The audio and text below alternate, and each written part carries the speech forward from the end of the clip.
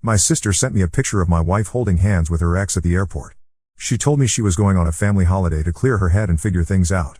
I need some space to think about our relationship, she'd said before leaving. I didn't call her. I didn't confront her. I just quietly canceled all the credit cards, closed our joint accounts, and changed the locks. 12 hours later, she was stranded at the resort, calling frantically, "The cards aren't working. Please fix this, it's just a misunderstanding." Sitting in my home office that Tuesday morning, I stared at the text message from my sister Cordelia for what felt like an eternity. The image was crystal clear, my wife Serafina walking through Denver International Airport, fingers interlaced with Maximilian Blackwood, her college boyfriend who she'd sworn was ancient history.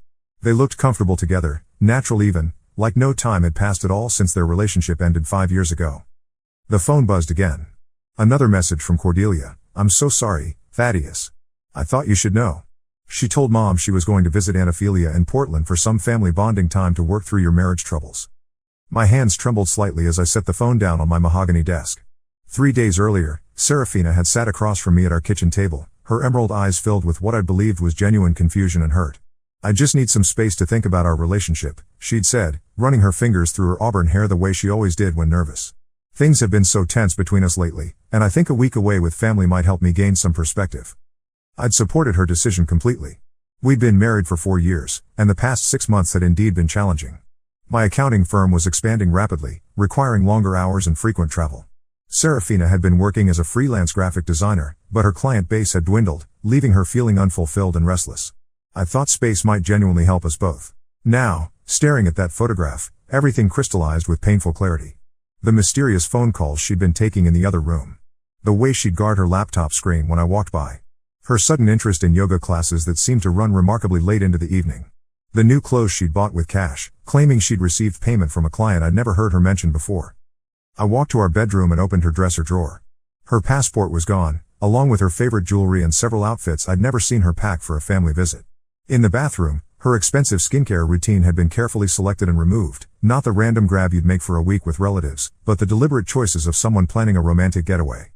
My phone rang.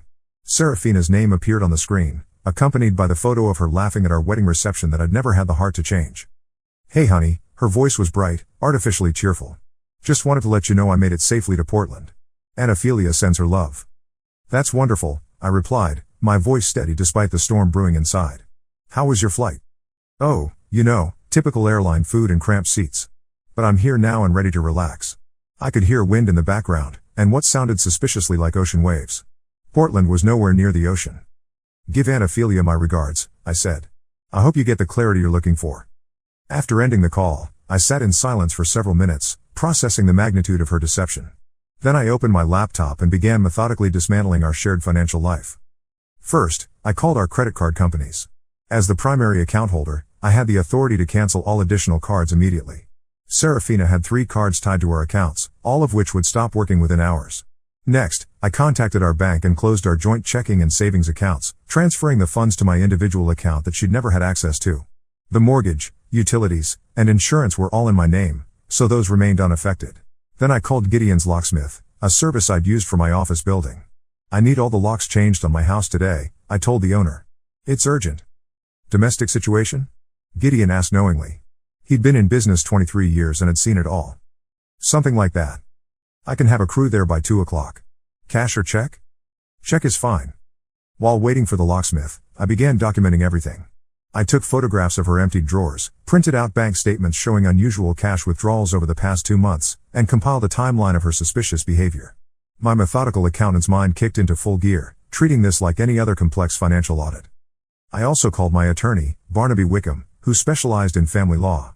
"Barnaby, I need to see you today. It's about Serafina." "I'll clear my afternoon," he said immediately. Barnaby had handled my business incorporation and had become a friend over the years. "Bring everything." By 4 o'clock, new locks secured every entrance to our house. I'd packed all of Serafina's remaining belongings into boxes and stored them neatly in the garage. Her car keys, house keys, and anything else connecting her to our shared life sat in a manila envelope on the kitchen counter. Barnaby reviewed my documentation with professional detachment. "You've been thorough," he said, adjusting his wire-rimmed glasses. "Given that you can prove deception and likely adultery, you're in a strong position. The fact that she lied about her whereabouts and appears to be using marital funds for an affair works heavily in your favor." "I don't want to destroy her," I said. "I just want out, and I want it clean." Understood. I'll prepare the preliminary paperwork. In Colorado, we can file for dissolution based on irretrievable breakdown. Given the circumstances, I doubt she'll contest much, especially if she wants to avoid having her affair become public record. That evening, I ordered Chinese food and sat in my living room, surrounded by the evidence of our life together. Wedding photo smiled at me from the mantel. A throw pillow Serafina had insisted we needed for the couch bore the inscription "Home is where the heart is." The irony wasn't lost on me. My phone remained silent until nearly midnight. Then it started ringing incessantly. "Thaddeus, what's happening?" My card was declined at dinner. Serafina's voice was panicked, the artificial brightness completely gone. "I'm sorry to hear that," I said calmly. "Don't play games with me. Something's wrong with our accounts. I tried 3 different cards and none of them work. The bank's customer service line says the accounts are closed." "That's correct." Silence stretched between us for several heartbeats. When she spoke again, her voice was smaller, uncertain. "What do you mean, that's correct?" "I mean I closed our joint accounts and canceled the credit cards this afternoon." "You can't do that. We're married. Those are my cards too." "Actually, I can. They were all in my name, with you as an authorized user. I simply revoked your authorization." I could hear frantic whispering in the background, a man's voice asking what was wrong. Then she was back. "Thaddeus, please, this is just a misunderstanding. I can explain everything." "Can you? Because I'd love to hear how holding hands with Maximilian at the airport while telling me you're visiting Aunt Ophelia constitutes a misunderstanding." The silence this time lasted so long I wondered if she'd hung up. "How did you," she started, then stopped. "Cordelia saw you. She was picking up her friend Miranda from the same terminal." Imagine her surprise. "It's not what it looks like," she said, but the words came out weak, defeated. "What does it look like, Serafina?" We. This is complicated. It seems quite simple to me. You lied about where you were going, you're with your ex-boyfriend, and you expected me to fund your romantic getaway. The only complicated part is figuring out how long this has been going on." More whispering in the background, more urgent now. "Please," she said, and for the first time, I heard genuine fear in her voice. "We're stuck here. The hotel wants payment up front for the rest of our stay, and I don't have cash for flights home. I'll pay you back, I promise. Where are you?" A pause. "Maui." "Maui," I repeated. "With Maximilian?" "Yes."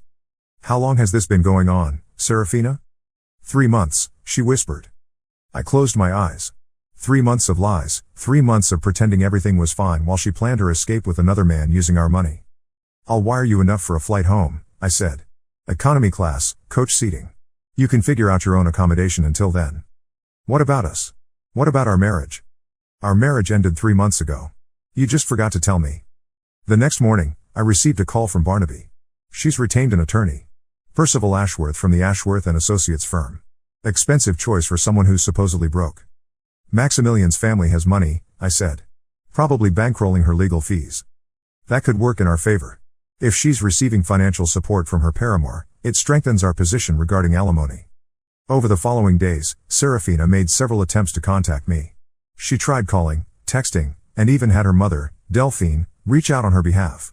I responded to none of them directly, instead referring all communication through Barnaby. From Cordelia, I learned that Serafina and Maximilian had indeed returned to Denver, but she wasn't staying at our house. They'd apparently rented a furnished apartment downtown, confirming that this wasn't some impulsive decision but a carefully planned transition. 2 weeks later, I received official divorce papers. Serafina was seeking half of our assets, spousal support, and curiously, ownership of our house. Given that she'd abandoned the marriage for another man and had been deceptive about her intentions, Barnaby was confident we could counter most of her demands effectively. "She's fishing," he explained. "Her attorney probably advised her to ask for everything and negotiate down. The house demand is particularly bold, considering she voluntarily left and committed adultery." The discovery process revealed the extent of Serafina's planning. Bank records showed she'd been siphoning money from our joint account for months, transferring small amounts to a personal account I'd never known existed. Cell phone records documented hundreds of calls and texts between her and Maximilian dating back 6 months. Most damaging were emails recovered from her laptop, which I'd purchased and technically owned, detailing her plans to leave me and start fresh with her real soulmate.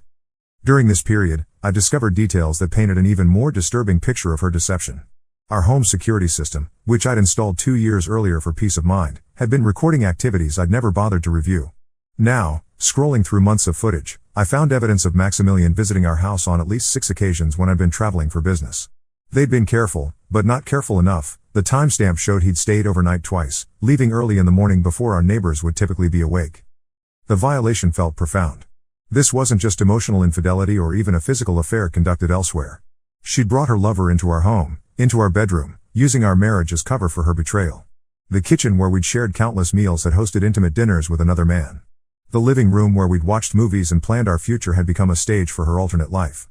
I forwarded the security footage to Barnaby, who reviewed it with the same professional detachment he applied to all evidence. "This strengthens our position considerably," he said. "Adultery in the marital home demonstrates a particularly callous disregard for the marriage covenant. It also shows premeditation. She had to plan these visits around your travel schedule." "How did I not see any signs?" I asked, more to myself than to him. "People see what they expect to see," Barnaby replied. "You trusted your wife and had no reason to suspect she was capable of this level of deception. That's not a failure on your part, it's evidence of your character." The security footage also revealed other troubling details. On 3 occasions, I could see Serafina removing items from our house, jewelry, electronics, even some of my grandmother's china that had been a wedding gift. She'd been systematically preparing for her departure, taking valuable items that she could either sell or claim as her personal property. Most disturbing was footage from just 1 week before her supposed family trip. The camera captured her and Maximilian in our kitchen, looking at what appeared to be travel documents and laughing about something. At one point, she gestured around the room in a way that seemed dismissive, almost contemptuous. Whatever she was saying about our home, about our life together, was clearly not flattering. I also discovered that Serafina had been using our shared credit cards to purchase gifts for Maximilian.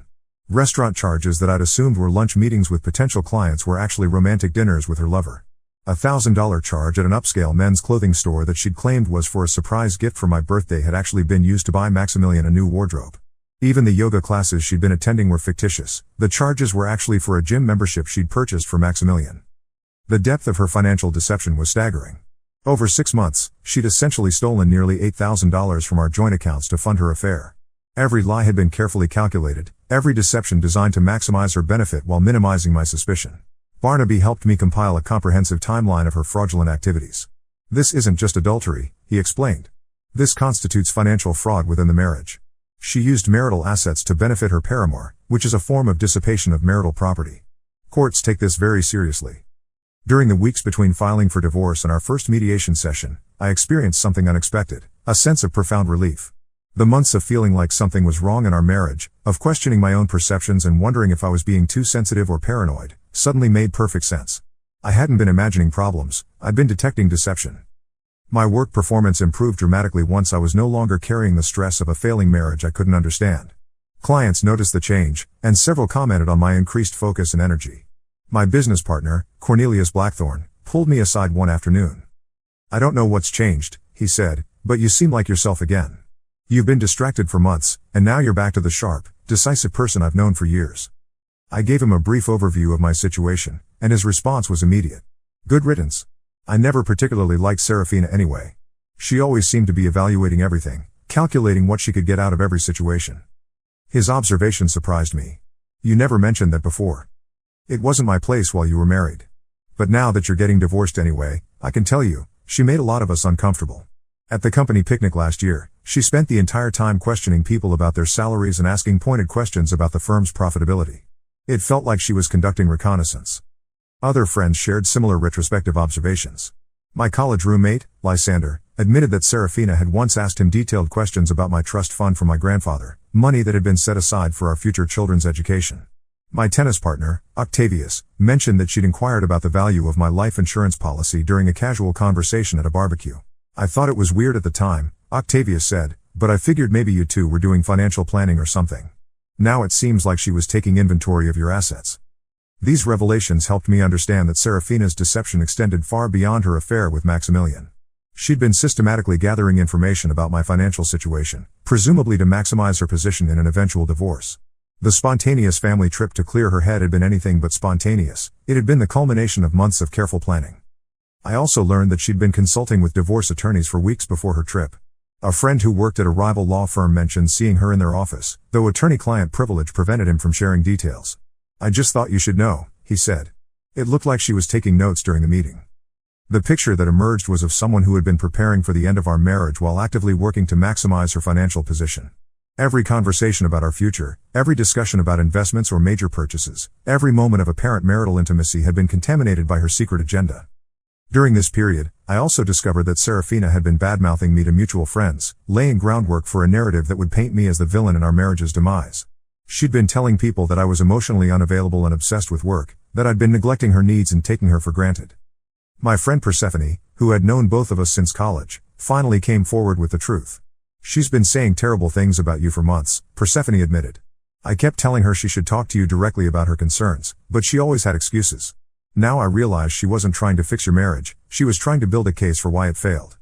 "What kind of things was she saying?"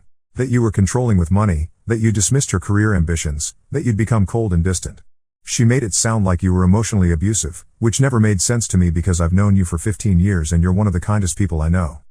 Learning about this character assassination campaign was almost as painful as discovering the affair itself. While I'd been working overtime to support our lifestyle and worrying about the growing distance between us, she'd been systematically undermining my reputation with our social circle. "I should have told you sooner," Persephone continued. "But I kept hoping she'd come to her senses and either work things out with you or end the marriage honestly. I never imagined she was planning something this elaborate." The realization that many of our friends had been hearing negative things about me for months explained some of the awkward interactions I'd been having at social gatherings. People had been treating me with a subtle coolness that I'd attributed to general social anxiety, but now I understood they'd been influenced by Serafina's campaign of character assassination. Barnaby advised me to document these conversations as well. "If she's been defaming your character as part of her exit strategy, that's another factor that works in our favor. It demonstrates malicious intent rather than simple marital discord." As our first mediation session approached, I felt a sense of nervous anticipation. I'd spent weeks uncovering the extent of Serafina's deception, and now I would finally have the opportunity to confront her with the evidence. More importantly, I would get to see whether she would continue lying even when faced with irrefutable proof of her betrayal. The night before mediation, I sat in my home office organizing all the evidence Barnaby and I had compiled. Bank statements, credit card records, security footage, email printouts, and witness statements filled several thick folders. The sheer volume of documentation was overwhelming, but it told a clear story of calculated deception and financial manipulation. I thought about the woman I'd married 4 years earlier, trying to reconcile that person with the calculating individual revealed by our investigation. Had she always been capable of this level of dishonesty, or had something changed her?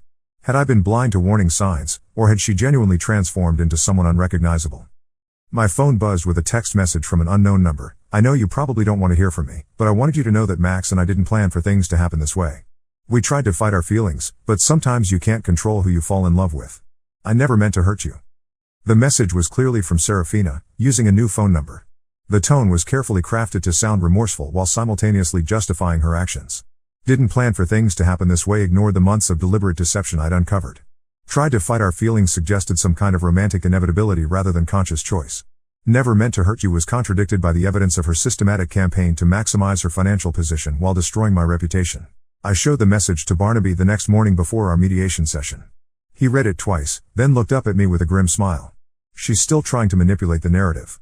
This message is calculated to make her seem like a victim of circumstances rather than the architect of a deliberate betrayal." Should I respond? Absolutely not. Let her lawyer handle all communication from now on. Anything you say directly to her could be taken out of context and used against you. Walking into the mediation room that morning, I felt a strange sense of calm. The uncertainty that had plagued me for months was over. I knew exactly what had happened, why it had happened, and what I wanted to achieve going forward. Serafina, on the other hand, had no idea how much I'd discovered about her activities. When we finally reached the mediation phase, Serafina looked different. Her hair was shorter, styled in a way I'd never seen. She wore clothes I didn't recognize, and the confidence she'd always carried seemed diminished. Maximilian wasn't present, but she kept checking her phone obsessively.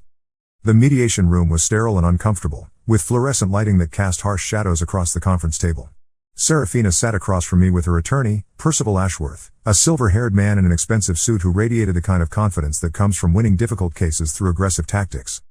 Barnaby had warned me about Ashworth's reputation. He's skilled, but he relies heavily on intimidation and emotional manipulation. He'll try to paint you as the villain and Serafina as the victim. Don't let him rattle you. The mediator, a patient woman named Tabitha Worthington, began by outlining the process and encouraging both parties to approach the proceedings with openness and honesty. The irony wasn't lost on me, given the months of lies that had brought us to this point. Ashworth started by presenting Serafina's position, which was even more audacious than I'd expected. Not only was she seeking half of all marital assets in the house, but she was also claiming that I had been financially controlling throughout our marriage and that she deserved additional compensation for economic damages resulting from my alleged suppression of her career. My client sacrificed her professional development to support Mr. Thaddeus's growing business, Ashworth declared with theatrical intensity. She was the supportive wife, managing the household and providing emotional stability while he built his wealth. Now she finds herself professionally disadvantaged and financially vulnerable. I watched Serafina during this presentation, looking for some sign of shame or discomfort with these blatant falsehoods. Instead, she sat with practiced composure, occasionally nodding in agreement with her attorney's characterizations. She'd apparently convinced herself that her version of events was true, or at least that it was justified given her desired outcome. When it was our turn to respond, Barnaby methodically dismantled every claim with documented evidence. He presented the security footage of Maximilian's visits to our home, the financial records showing Serafina's theft of marital assets to fund her affair, and the timeline demonstrating her months of premeditation and deception. Mr. Ashworth speaks of his client sacrificing her career, Barnaby said calmly, but the evidence shows she was quite busy, conducting an extramarital affair, systematically stealing marital funds, and planning her exit strategy while lying to her husband about her intentions. As the evidence mounted, I watched Serafina's composure begin to crack. Her face grew pale, and she started shifting uncomfortably in her chair. Ashworth, clearly caught off guard by the extent of our documentation, kept requesting breaks to confer with his client. During one such break, Serafina approached me directly, despite Ashworth's obvious disapproval. "Thaddeus," she said, her voice barely above a whisper, "I know this looks bad, but you have to understand, I was desperate. I felt trapped in our marriage, and I didn't know how to get out without hurting you. So instead you decided to steal from me, lie to me for months, and bring your lover into our home?" I replied quietly. "It wasn't supposed to happen like this. Max and we tried to stay away from each other, but the feelings were too strong." "When did you first sleep with him?" She looked away. "Does it matter?" "It matters for the timeline. It matters for understanding how long you've been living a lie." "6 months ago," she whispered. "In our house?" A longer pause. "Sometimes." "In our bed?" "Thaddeus, please." "In our bed, Serafina?" "Yes." I felt something cold settle in my chest. The theoretical knowledge of her affair was one thing, but this concrete detail, that she'd violated our most intimate space repeatedly while maintaining the pretense of our marriage, crystallized the depth of her betrayal in a way that statistics and documentation couldn't. "Did you ever love me?" I asked, surprising myself with the question. "Of course I did. I still do, in a way. But not enough to be honest with me. Not enough to end our marriage before starting another relationship. Not enough to respect our home or our vows or our shared finances." "I was scared," she repeated, but the words sounded hollow now. "Of what?" "I would have agreed to a divorce if you'd asked. I would have been fair about the assets. I would have supported you through the transition. Instead, you chose to steal and lie and cheat. I didn't know that then. I thought you'd fight me, try to keep me from being happy. So you decided to take what you wanted before I had a chance to respond?" She had no answer for that. When we returned to the mediation table, the dynamic had shifted noticeably. Ashworth's aggressive stance had given way to a more defensive approach, and he began making increasingly desperate arguments about his client's emotional state and the complex dynamics of modern marriage.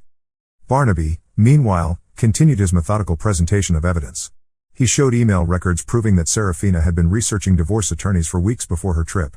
He demonstrated how she'd used our credit cards to purchase gifts for Maximilian, effectively forcing me to fund her affair. He presented witness statements from friends who had been subjected to her character assassination campaign against me. The most damaging evidence came from her own communications. In addition to the emails I'd found on her laptop, Barnaby had subpoenaed her phone records and discovered text messages that painted a disturbing picture of her mindset. One message to her friend Cordelia, not my sister, but a different Cordelia from her book club, read, "T is so predictable. He'll never suspect anything because he trusts me completely. Sometimes I feel guilty, but then I remember how boring our life has become and I don't feel so bad." Another, sent to Maximilian just 3 days before her trip, was even more revealing. "After Hawaii, we need to be more careful until I can figure out the best way to get the house and the divorce. My lawyer thinks I have a good chance if I can prove emotional neglect or financial control. He is going to be shocked when he realizes I'm not the helpless little wife he thinks I am." Reading these messages aloud in the mediation room was devastating. Not just for me, but apparently for Serafina as well. She began crying silently, her carefully constructed facade finally crumbling under the weight of her own words. "I never meant for anyone to read those," she said through her tears. "But you meant the words when you wrote them," Barnaby replied without sympathy. Ashworth requested another break, and this time when they returned, his tone was significantly more conciliatory. The evidence was simply too overwhelming to dispute, and continuing to fight would only result in a more expensive and public trial that would likely produce an even worse outcome for his client. "My client is prepared to discuss a more reasonable settlement," he announced. The negotiations that followed were swift and decisive. Faced with evidence of her adultery, theft, and systematic deception, Serafina was in no position to make demands. She agreed to relinquish any claim to our house, accepted a modest financial settlement that barely covered what she'd stolen from our joint accounts, and waived any right to spousal support. Most importantly, the settlement included a clause requiring her to cease making any disparaging statements about me to mutual friends or business associates. The character assassination campaign she'd been conducting would end immediately, or she would face additional legal consequences. As we signed the final paperwork, Serafina made one last attempt at conversation. "Thaddeus," she said when we had a moment alone during a break, "I know things ended badly, but we had 4 good years together. Can't we work this out amicably? You mean can I give you half of everything so you can start your new life without consequences? That's not fair. What's not fair is lying to someone for months while planning to leave them. What's not fair is using marital funds to finance your affair. What's not fair is trying to claim ownership of a house you voluntarily abandoned to be with another man." Her composure cracked slightly. "I made mistakes, okay? But I was unhappy, and I didn't know how to tell you. You could have started with honesty. You could have suggested marriage counseling. You could have asked for a separation. Instead, you chose deception and betrayal. I was scared." "Of what?" "Of hurting you." I stared at her for a long moment. Did lying to me for months hurt less than honesty would have? She had no answer for that. But there was something else I needed to know, something that had been bothering me since discovering the full extent of her deception. "The night before you left for your family trip," I said, "you made dinner for us. Salmon with that herb crust I love. We talked about maybe taking a vacation together when you got back, maybe going to Europe like we'd always planned. Were you thinking about Maximilian that entire evening?" She looked at me with something that might have been regret. I was trying to make things normal between us. I thought if I could just get through the trip, maybe I could figure out how to end things without destroying everything. "But you'd already decided to end things. You'd already chosen him over me. You'd already been planning this for months." "Yes. So that dinner, that conversation about our future together, that was all just performance for you?" I was trying to be kind. Kind would have been honesty. Kind would have been ending our marriage before starting another relationship. "What you did was cruel, Serafina. You kept me invested in a relationship that you'd already abandoned." She started crying again, but I felt no sympathy. These tears seemed calculated, designed to evoke pity and perhaps extract some final concession from me. "I know you hate me now," she said. "I don't hate you. I don't feel anything about you anymore. That's what happens when someone systematically destroys your ability to trust them." After the mediation session concluded, I felt a profound sense of exhaustion mixed with relief. The months of uncertainty were finally over, and I could begin rebuilding my life with complete knowledge of what had happened and why. Barnaby was pleased with the outcome. She got far less than she would have in a standard divorce, he noted. The evidence of her misconduct severely limited her options. "Do you think she learned anything from this?" "Probably not. People who are capable of this level of deception usually have fundamental character issues that don't change just because they face consequences. She'll likely tell herself that she was the victim and that you were vindictive in your response." His prediction proved accurate. Within weeks of our divorce being finalized, I heard through mutual friends that Serafina was indeed portraying herself as the victim of a vindictive ex-husband who had financially abused her during the divorce proceedings. The irony that she was violating the disparagement clause in our settlement agreement while claiming to be a victim was apparently lost on her. The final settlement represented not just a financial conclusion but a philosophical one.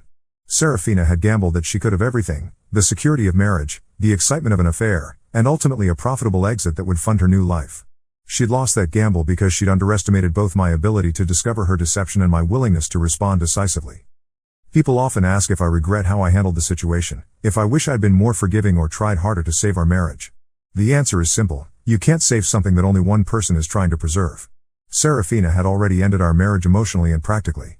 I simply made that ending official and equitable. 6 months after our divorce was finalized, I felt genuinely peaceful for the first time in years. The house was quiet but not lonely.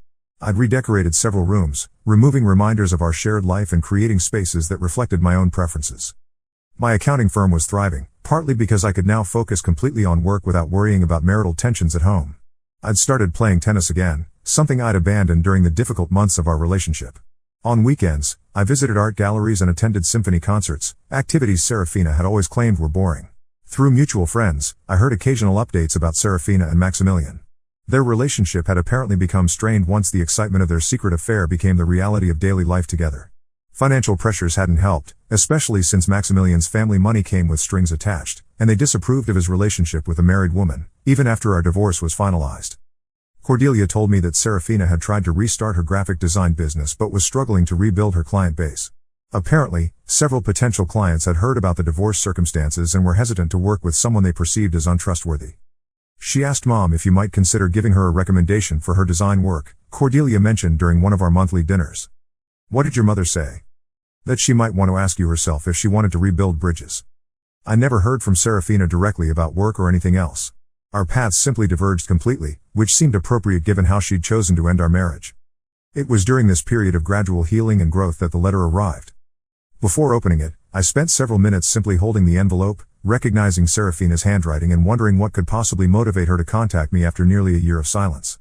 The settlement agreement had been clear about communication protocols. All contact was supposed to go through our attorneys unless there were emergency circumstances involving shared property or financial obligations. The letter itself was brief, written on expensive stationery that she probably couldn't afford anymore. Thaddeus, I know I have no right to contact you after everything that happened, but I wanted you to know that I understand now how badly I handled our situation. I was selfish and cowardly, and I hurt someone who deserved better. I don't expect forgiveness, and I'm not asking for anything. I just wanted you to know that I recognize the damage I caused and that I'm sorry. I hope you've found happiness. S. The timing of the letter puzzled me until I called Cordelia a few days later for our regular check-in. During our conversation, she mentioned that she'd run into Serafina's mother, Delphine, at the farmer's market. She looked terrible, Cordelia said. Aged about 10 years since I last saw her. Apparently, Serafina's been having a really rough time. Delphine said she's been moving from one relationship to another, each one ending badly, and she's having trouble finding stable work. Did her mother say anything specific? Well, she asked about you, actually. How you were doing, whether you were seeing anyone. I got the impression she feels terrible about what Serafina did. She mentioned that they've been having family therapy sessions to try to understand where things went wrong. Family therapy? Apparently, Serafina's been struggling with what Delphine called relationship patterns and making poor choices.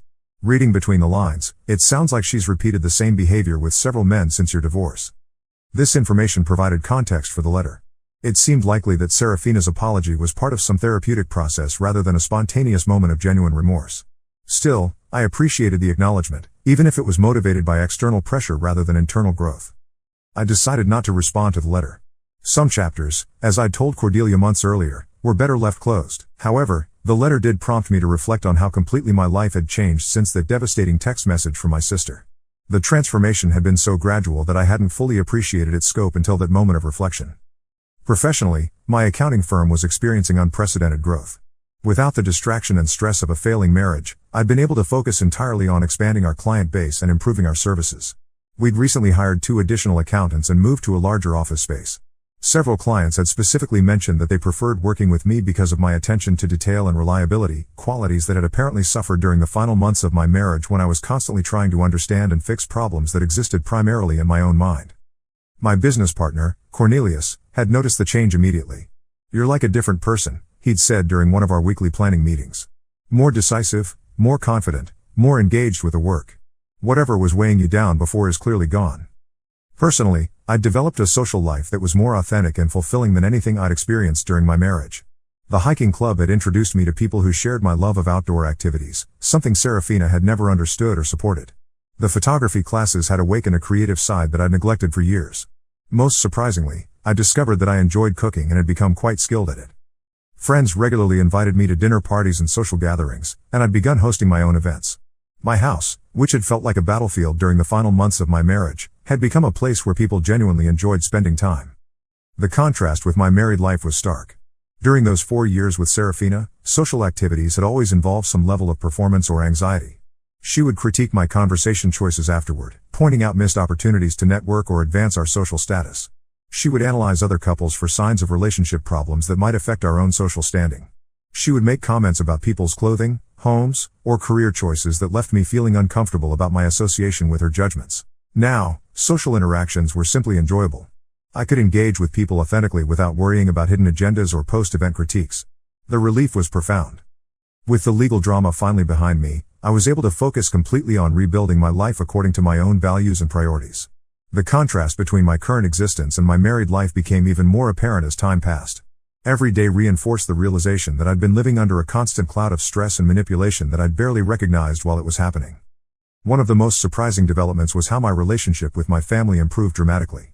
During my marriage, Serafina had subtly discouraged close contact with my relatives, always finding reasons why family gatherings were inconvenient or why hosting them at our house wouldn't work. She'd made critical comments about my sister Cordelia's lifestyle choices and my parents' old-fashioned values, gradually creating distance between me and the people who had always been my strongest support system. Now, family dinners became regular occurrences again. My parents, Bartholomew and Prudence, commented on how much more relaxed and happy I seemed. "We were worried about you during those last few years," my mother admitted during one visit. "You seemed stressed all the time, and whenever we tried to talk to you about it, you'd just say everything was fine." "I thought everything was fine," I replied. "Or at least, I thought the problems were normal marriage difficulties that we'd work through eventually." "Did Serafina ever suggest marriage counseling?" my father asked. "I brought it up several times, but she always had reasons why it wouldn't work.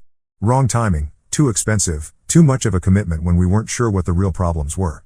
Looking back, I think she was already planning her exit and didn't want a therapist helping us communicate more effectively." My sister Cordelia had perhaps the strongest reaction to my post-divorce transformation. "I hated watching what she was doing to you," she confessed during one of our hiking trips. "She was so subtle about it, but she was constantly undermining your confidence and making you second-guess yourself. You became this anxious, apologetic version of yourself that was nothing like the confident, decisive person I'd grown up with. Why didn't you say anything at the time?" "I tried, a few times, but you always defended her. And honestly, I was afraid that pushing too hard would just drive you away from me too. She was already isolating you from friends and family. I didn't want to give her ammunition to complete the process." These conversations with family members helped me understand the full scope of Serafina's manipulation. It hadn't just been about the affair or the financial deception. She'd been systematically working to make me more dependent on her approval and less connected to other sources of support and perspective.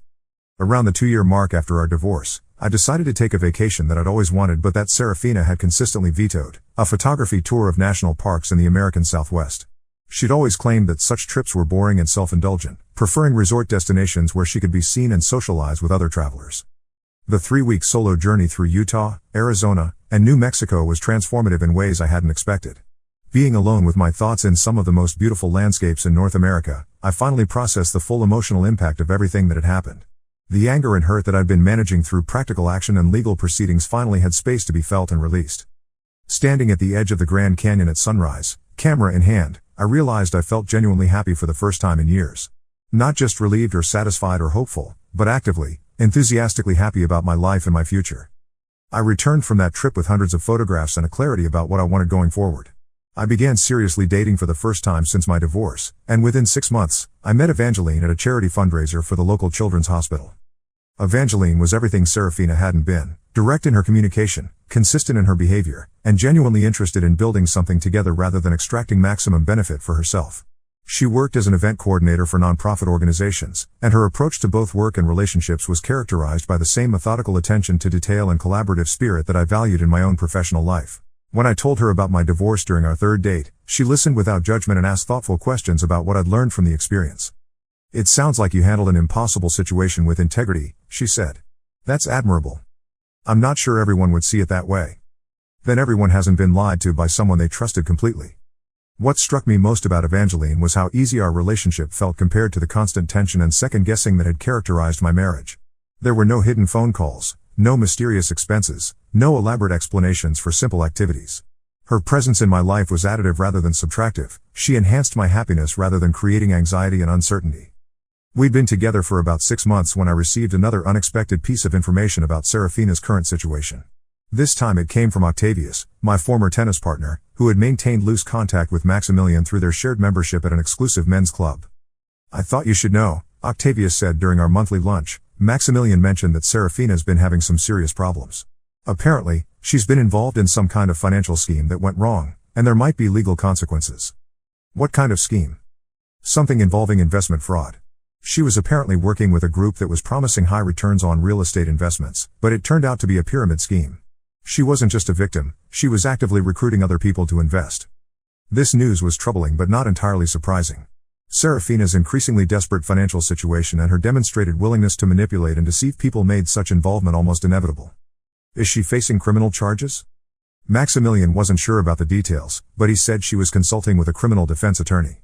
The whole thing apparently unraveled when one of the investors started asking too many questions and discovered that the properties they'd supposedly invested in didn't actually exist. "How much money was involved?" "Hundreds of thousands of dollars, possibly more." Serafina apparently convinced several people she knew to invest, including some former friends and even her own mother. The idea that she'd defrauded her own mother was particularly shocking, even given everything I knew about her capacity for deception and manipulation. Several weeks later, Cordelia confirmed the story through her network of mutual acquaintances. "Delphine is devastated," she reported. Apparently, Serafina convinced her to invest her retirement savings in this fake real estate scheme. When it collapsed, Delphine lost nearly everything. Has Serafina been arrested? Not yet, but there's an ongoing investigation. The FBI is involved because the scheme crossed state lines. Several of the investors have filed complaints, and apparently, there's pretty clear evidence of fraud. The irony of Serafina's situation wasn't lost on me. After spending months trying to extract more money from our divorce through false claims and harassment, she'd managed to involve herself in actual criminal activity that would likely result in far more serious consequences than anything she'd faced during our legal proceedings. About 18 months after our divorce was finalized, I received an unexpected phone call from Maximilian. We hadn't spoken since our coffee shop meeting, and I was surprised to see his name on my caller ID. "Thaddeus," he said, his voice strained, "I'm calling because I think you should know something about Serafina. She's been contacting some of your friends and colleagues, making claims about the divorce that aren't true." "What kind of claims?" "She's telling people that you hid assets during the divorce, that you used your connections to manipulate the legal process, and that she's considering filing an appeal or a separate lawsuit for fraud." I felt a familiar knot form in my stomach. Are any of these claims true? Of course not. I know exactly what her financial situation was during the divorce because I was living with her. She's desperate now, though, and I think she's trying to create pressure for you to give her more money. Why are you telling me this? Because I've seen what she's capable of when she's desperate, and I don't want her to destroy your reputation the way she's tried to destroy mine. What do you mean? After we broke up, she started telling people that I had promised to marry her and then abandon her when my family money was cut off. She claimed I'd led her on and used her for sex while never intending a serious relationship. None of it was true. If anything, she was the one who lost interest when she realized I couldn't provide the lifestyle she wanted, but she was convincing enough that several of my former friends believed her. This revelation was troubling but not entirely surprising. Serafina's pattern of rewriting history to cast herself as the victim had been evident throughout our divorce proceedings. What should I do? Document everything. If she's making specific claims about hidden assets or legal fraud, you need to be prepared to defend yourself. Also, you might want to let your attorney know what's happening. I called Barnaby immediately after ending the conversation with Maximilian. He listened to my account with professional calm, then asked several pointed questions about my recent financial activities and business dealings. "It sounds like she's fishing," he concluded. "She probably doesn't have any specific evidence of wrongdoing because there isn't any, but she's hoping to create enough doubt and drama to pressure you into a settlement." "Can she actually file a lawsuit?" "Anyone can file anything, but she'd need credible evidence of fraud or hidden assets to have any chance of success. Given that we were completely transparent during the divorce proceedings and that her own behavior is well documented, I doubt any attorney would take such a case on a contingency basis." "So what's her endgame?"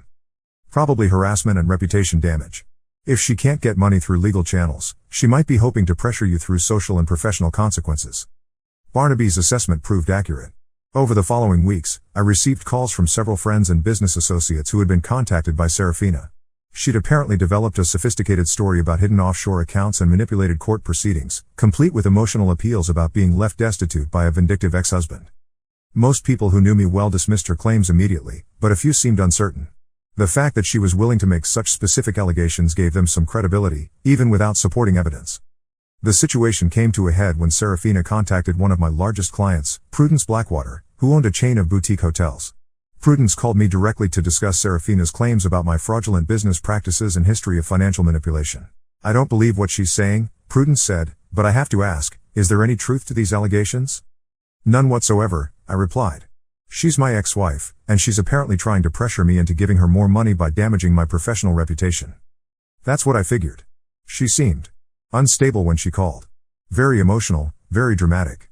But I wanted to hear your side before I made any decisions about our business relationship. "I appreciate that.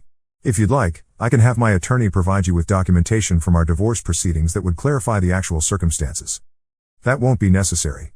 I've worked with you for 3 years, and I know your character. But you should know that she threatened to contact all your clients if you don't make things right with her." This escalation forced me to take legal action. Barnaby filed for a restraining order that would prevent Serafina from contacting my business associates or making defamatory statements about me. We also sent cease and desist letters to her and any attorney who might be advising her. The restraining order hearing provided another opportunity to see Serafina in person, and the change was dramatic. She looked exhausted and desperate, wearing clothes that were expensive but ill-fitting, as if she'd borrowed them for the occasion. Her hair was poorly styled, and her makeup couldn't quite conceal the stress and sleeplessness that had aged her considerably. She represented herself at the hearing, claiming she couldn't afford an attorney, which seemed unlikely given her recent expenditures on designer clothes and luxury travel. When the judge asked her to justify her contact with my business associates, her explanation was rambling and inconsistent. "Your Honor," she said, "I'm just trying to get justice for the way I was treated during our divorce. My ex-husband used his connections and his financial resources to manipulate the legal process, and I was too naive to protect myself properly." The judge, a stern woman named Honorable Cordelia Blackthorne, another coincidental name match, was not impressed. "Ms. Serafina, do you have any evidence of the fraud or manipulation you're alleging?" "Well, not exactly evidence, but do you have documentation showing hidden assets or procedural irregularities in your divorce proceedings?" "No, but have you consulted with an attorney who believes you have grounds for legal action?" "I've spoken to several attorneys, but they all want money up front, and I don't have, so no attorney has agreed to represent you in pursuing these claims?" "Not yet, but..." Judge Blackthorne cut her off. "Ms. Serafina, based on what you've presented today, it appears that you're making serious allegations without supporting evidence. Contacting someone's business associates to make unsubstantiated claims about fraud constitutes harassment and potentially defamation." The judge granted our request for a restraining order, prohibiting Serafina from contacting me directly or indirectly, from making defamatory statements about me, and from interfering with my business relationships. Violation of the order would result in criminal charges. As we left the courthouse, Serafina made one final attempt to approach me, but Barnaby intercepted her. "Any communication needs to go through the court now," he told her firmly. "You're already in violation of the restraining order just by trying to speak to him." The restraining order effectively ended Serafina's campaign of harassment, but it also marked a new low point in her post-divorce trajectory. Friends who had maintained some sympathy for her despite everything were finally forced to acknowledge that her behavior had become genuinely problematic. Persephone, who had cut ties with Serafina months earlier, reached out to me after hearing about the restraining order. "I'm sorry you had to go through all that," she said. "I know this isn't the person you married, and it's not the person I was friends with for years. Something broke in her during this whole process, and instead of getting help, she just kept making worse and worse choices. Do you think she'll ever acknowledge what she's done? Honestly, I don't think she's capable of that level of self-reflection anymore. She's constructed this elaborate narrative where everyone else is the villain and she's the victim, and admitting the truth would require dismantling her entire sense of self." This conversation helped me understand something important about Serafina's behavior. Her escalating lies and manipulations weren't just attempts to gain financial advantage, they were psychological defense mechanisms designed to protect her from confronting the reality of her own choices and their consequences. About 3 months later, local news outlets reported on the arrest of several individuals involved in what they termed a complex real estate investment fraud scheme. Serafina's name appeared in the articles as one of 5 people charged with wire fraud, mail fraud, and conspiracy to commit securities fraud. According to the news reports, the scheme had defrauded investors of more than $2 million over 18 months. The defendants had created fake property listings, forged inspection reports, and provided investors with fraudulent documentation showing profitable returns on their investments. Serafina's role appeared to be primarily as a recruiter. She'd used her personal relationships and social connections to identify potential victims and convince them to invest. The fact that she'd targeted her own mother and former friends for the scheme was mentioned specifically in the coverage, with prosecutors characterizing it as evidence of her willingness to exploit the trust of those closest to her. Reading these articles, I felt a complex mixture of emotions. There was some satisfaction in seeing that her pattern of deception and manipulation had finally caught up with her in a way that couldn't be explained away or blamed on others. But there was also genuine sadness at seeing someone I'd once loved destroy herself so completely through a series of increasingly desperate and destructive choices. The criminal case moved forward over several months, with periodic updates in local media. Serafina's co-defendants began accepting plea deals, but she apparently continued to maintain her innocence despite overwhelming evidence of her involvement. Barnaby, who had been following the case with professional interest, explained that her legal strategy was probably motivated by desperation rather than realistic assessment of her situation. "She's facing federal charges with substantial evidence against her," he said. "The prosecutors have recorded phone calls, email communications, and testimony from multiple victims. A plea deal would probably result in a few years in prison, but if she goes to trial and loses, she could be facing a decade or more. Why wouldn't she take a plea deal? Pride, probably. Or maybe she's still convinced she can manipulate her way out of consequences like she's done in the past. Federal prosecutors aren't as easily manipulated as divorce court mediators, though." The trial, when it finally occurred, was covered extensively in local media because of the large number of victims and the substantial amount of money involved. I didn't attend the proceedings, but I followed the coverage with the same morbid fascination that makes people slow down to look at traffic accidents. The evidence against Serafina was overwhelming. Prosecutors presented recorded phone calls where she could be heard promising guaranteed returns to potential investors. They showed emails where she coordinated with her co-conspirators to create false documentation. Most damning were testimony from victims, including her own mother, who described how Serafina had used their personal relationships to overcome their natural skepticism about the investment opportunity. The jury deliberated for less than 4 hours before returning guilty verdicts on all counts. Serafina showed no emotion as the verdicts were read, but I could see from the news footage that she looked defeated in a way I'd never seen during our marriage or divorce. She was sentenced to 6 years in federal prison, with the possibility of parole after 4 years. The judge noted that while she wasn't the mastermind of the scheme, her deliberate targeting of friends and family for victimization demonstrated a callous disregard for the welfare of others that warranted substantial punishment. When Evangeline and I heard the news, we were sitting in our kitchen. She'd moved in with me 8 months earlier, reading the morning paper over coffee. "How do you feel about all this?" she asked, looking up from the article. "Sad, mostly," I said. "Not sad for her, exactly, but sad about what she became. The person I married wouldn't have been capable of defrauding elderly people out of their retirement savings. Do you think she was always like this, and you just didn't see it? I've thought about that a lot. I think she always had the capacity for selfishness and manipulation, but our marriage kept those impulses in check because she was getting what she wanted through legitimate means. When that security disappeared, and she found herself facing real consequences for her choices, she escalated to more and more desperate measures. It's like she never learned to take responsibility for her actions." Exactly. Every setback became someone else's fault, every consequence became evidence of unfair treatment. By the end, she was living in a completely false reality where she was the victim of everyone else's cruelty rather than the architect of her own destruction. We'd been together for 18 months now, and the contrast with my previous marriage was remarkable. There were no hidden phone calls, no mysterious expenses, no elaborate explanations for simple activities. Evangeline's presence in my life was additive rather than subtractive. She enhanced my happiness rather than creating anxiety and uncertainty. Recently, Cordelia mentioned that Serafina and Maximilian had broken up several months before her arrest, and that the stress of her legal troubles had cost her most of her remaining friendships. Even her mother, despite being one of her victims, had been trying to visit her in prison, though Serafina had apparently refused to see her. I felt neither satisfaction nor sadness learning this news. Serafina's life after our divorce had simply become irrelevant to my own happiness, and I'd reached a point where her successes or failures didn't impact my emotional well-being in any way. That, perhaps, was the real victory, not that she faced consequences for her choices, but that those consequences became irrelevant to my own happiness. The space she'd once occupied in my life had been filled with better things, work I enjoyed, relationships I trusted, activities that brought me genuine satisfaction, and eventually, love with someone who valued honesty as much as I did. Looking back, I'm grateful for that devastating text message from my sister. Without it, I might have continued living in ignorance while Serafina executed her plan to extract maximum benefit from our marriage before leaving. Instead, I was able to respond from a position of knowledge and strength, protecting my interests while maintaining my integrity. The lesson, if there is one, isn't about revenge or payback. It's about the importance of responding to betrayal with clarity rather than emotion, and about the value of understanding that some people view relationships as transactions rather than partnerships. Once you recognize that dynamic, the appropriate response becomes obvious. You stop being a willing participant in the transaction. In the end, Serafina got exactly what she'd asked for, space to figure out what she wanted. She just hadn't expected to pay the full cost of that space up front, and she certainly hadn't anticipated that her pattern of deception and manipulation would eventually lead her to federal prison.